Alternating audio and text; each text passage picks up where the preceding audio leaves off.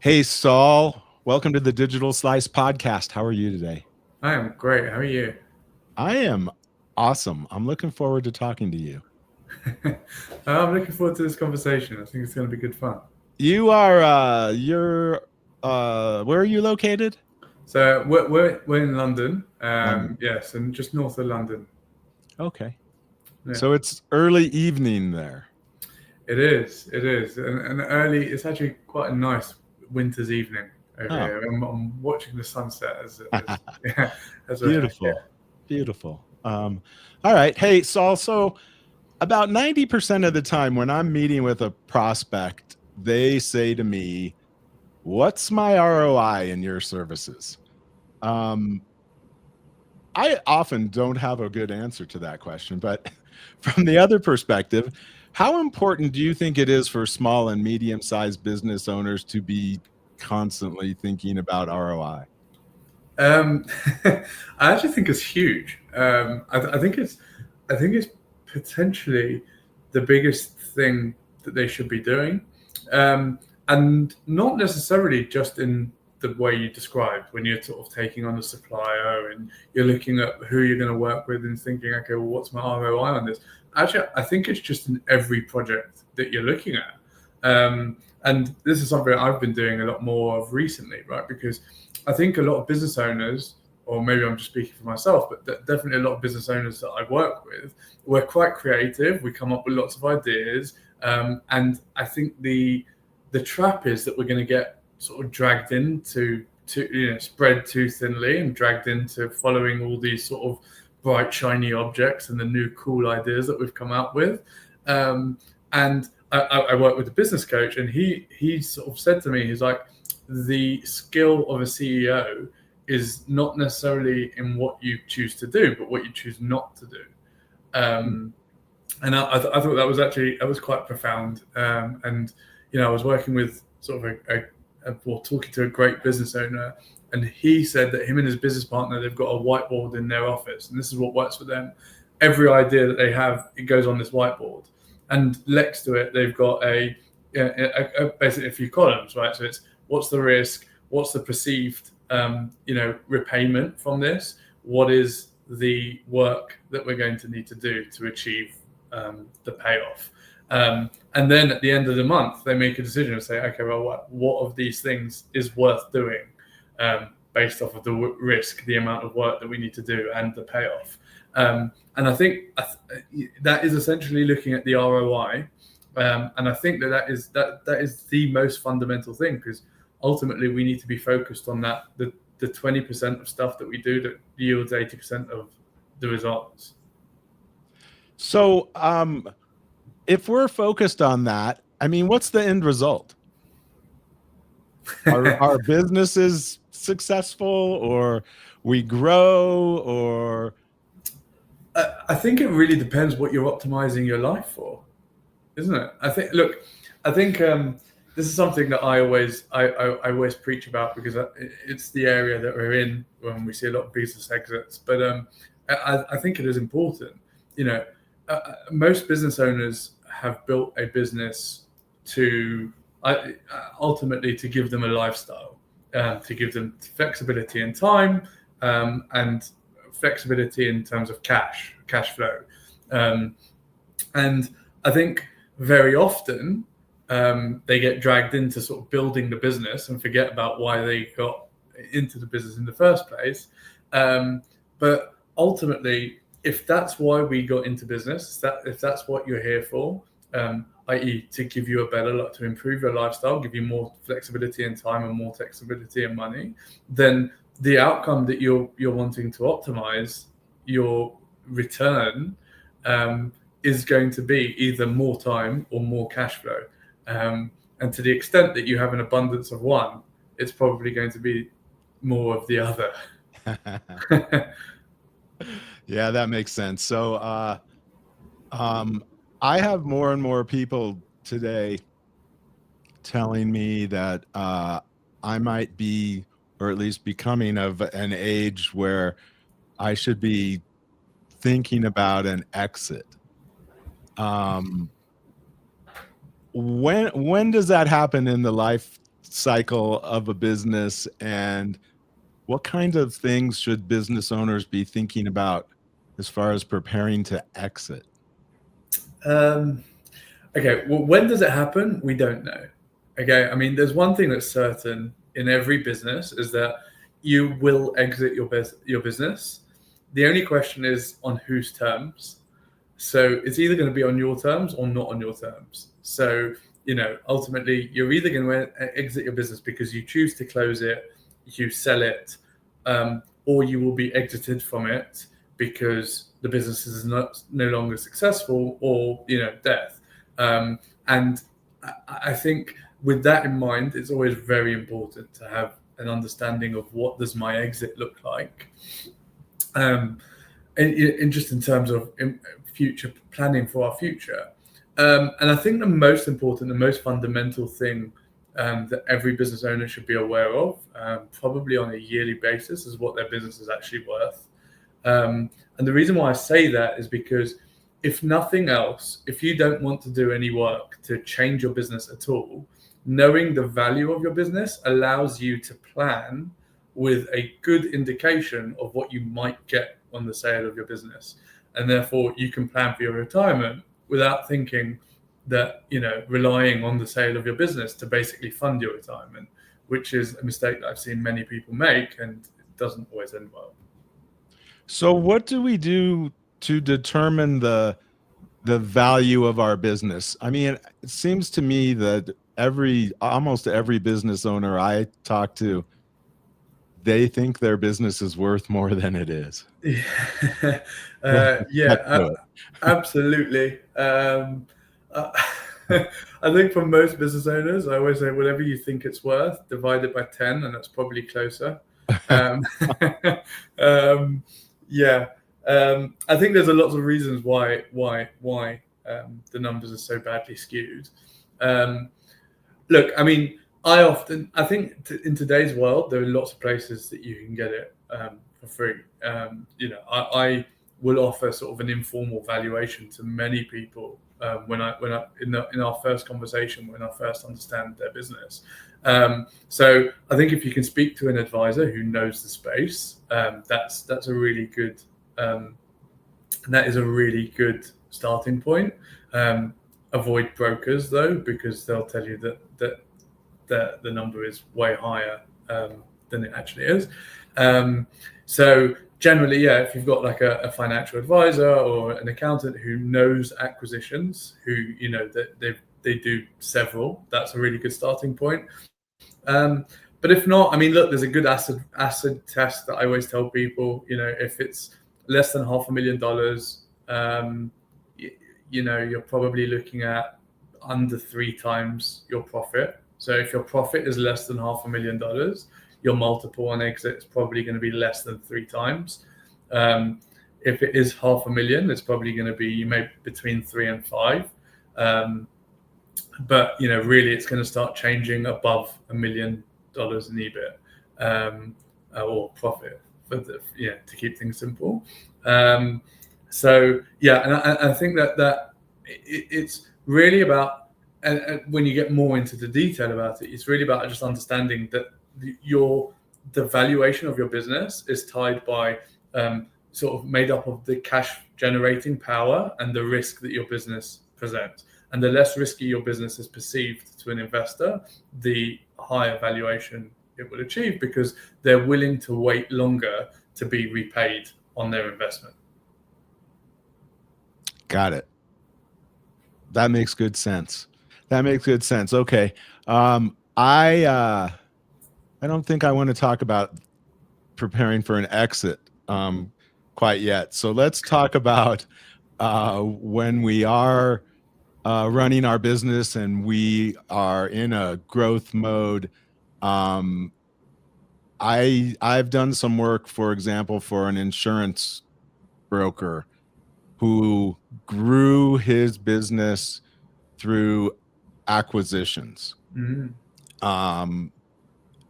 It was always trying to get more clients and the like, but the way that they really grew was through acquisitions.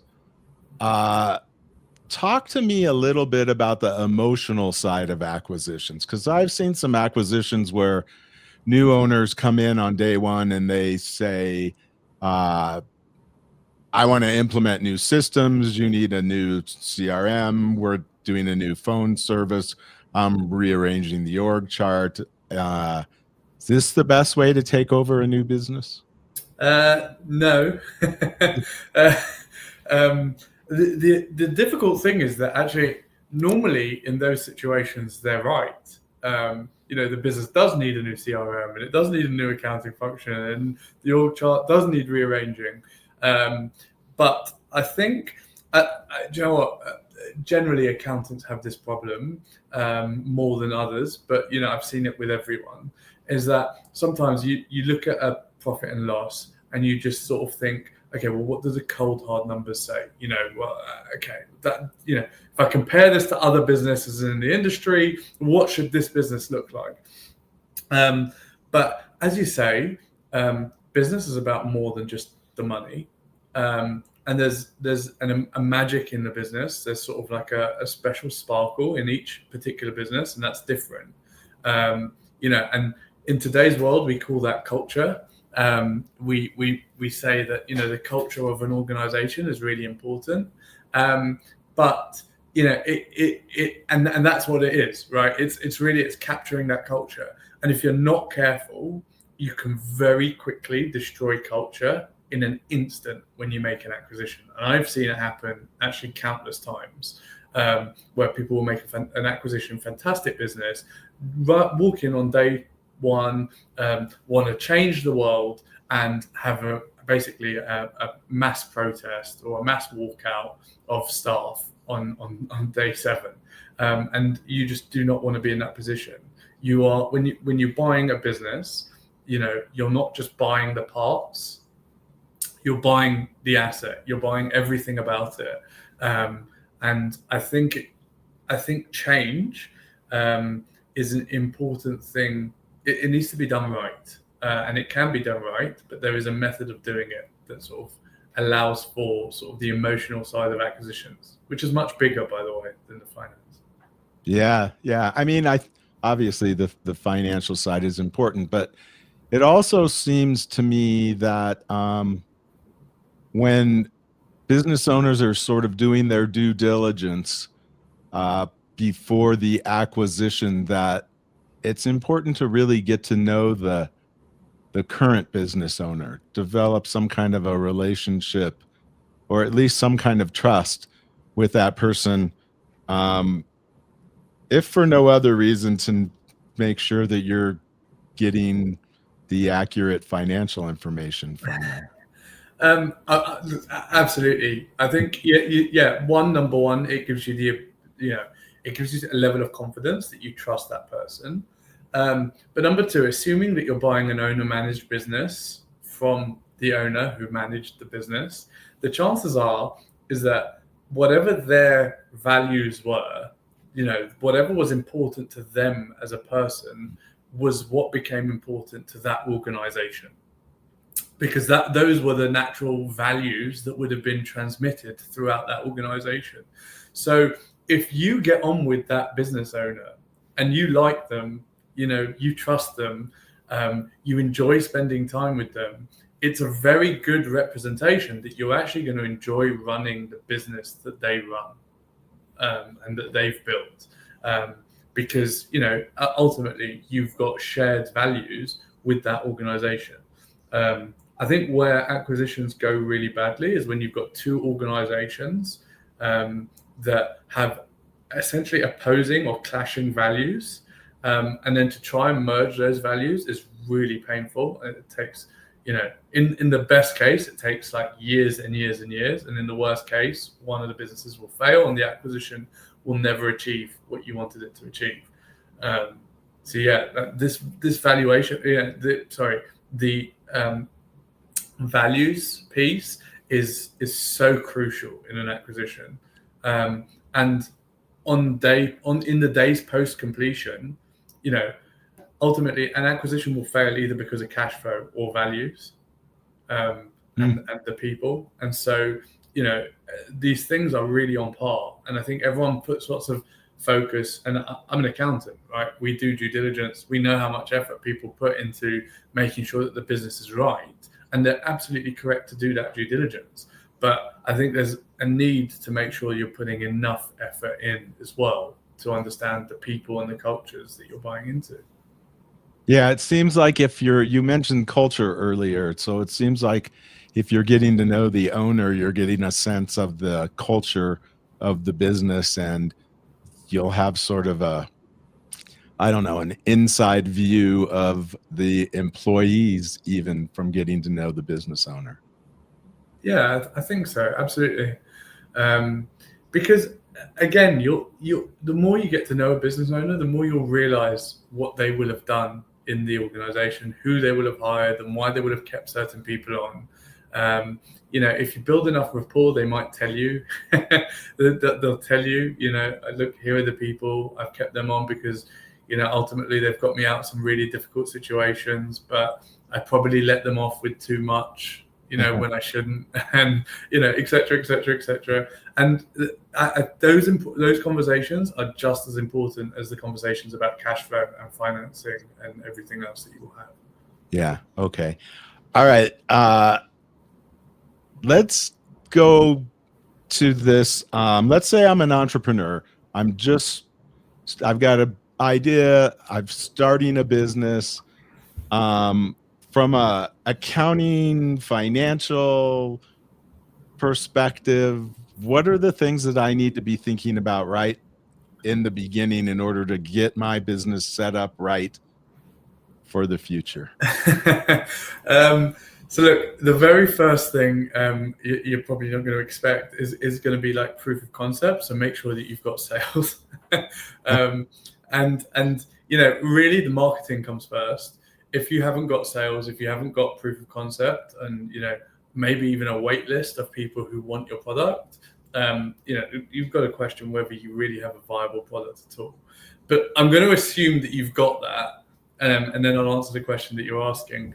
And I think the most fundamental thing is to understand what gross profit is, and understand what the gross profit is in the product that you are going to be providing or the service that you're going to be providing. So essentially, gross profit is the difference between the price that you sell your product at and the cost that it costs you to deliver it. So all your costs of managing the company and marketing and everything, that all comes later. But it's just literally the cost to sell, the sales, the income that you generate minus the cost to produce that product. So, if you're selling a bottle of water, it's literally how much does that bottle of water cost you and how much do you sell it for? And that margin the bigger that margin is, obviously, the more that you've got to be able to provide for your back office and give you a net profit. And generally, if that number is really small, so if your gross profit is less than, I would say, 30%, you're going to really struggle to build that business in a profitable way. It's going to take years and years and years because you're going to need to get your revenue to such a large size that your back so that it gives you enough to provide for your back office. Either that, or you have to keep your back office really, really small and lean. So I think the most fundamental number to understand is that gross profit number and what impact that has on the rest of your business. That's interesting. I don't know in England if you have the television show called Shark Tank. Yeah, we do. Yeah. Yeah. So on Shark Tank, when I watch that, they're always asking the people that are there for the money, how much does it cost you to make your product, and what are you selling it for? Right. I think there's another thing that I sort of didn't mention, and this is quite useful when you're making acquisitions. When you're comparing two similar businesses together, in a perfectly competitive market, they would have exactly the same sales price and cost to deliver. But the market isn't perfectly competitive. And so if I can see that there's a difference, let's say, Brad, you can sell, digital marketing services at $1,000 an hour, and I come in and I'm selling it at $800 an hour. Our cost to produce it is $600 for both of us. You've got a higher gross profit. That shows me as an investor that you have a competitive advantage in the field, and there's something there that you have that I don't have. It might be that you've developed assets in your business. It might be that you've got a better brand in the market, or for whatever reason, you are able to produce a higher gross profit margin than I am, despite the fact that in theory we should be exactly the same. And that's quite powerful for an investor to know. So that's why those guys would always want to know what your gross profit. Yeah. Okay, Saul, take a minute and tell us a little bit about your company and what you do and who you do it for. Okay, so I run a company called The Expert Eye.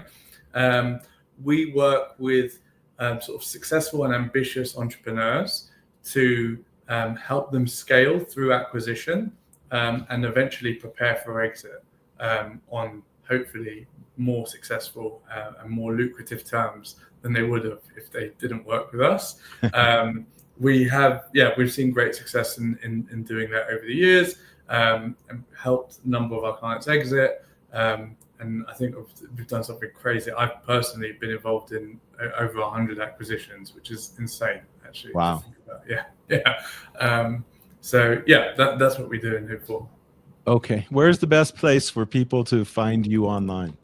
Absolutely LinkedIn. So I'm always posting on there, loads of hints and tips and bits and pieces and newsletters and stuff coming out from there. So definitely LinkedIn is the best place.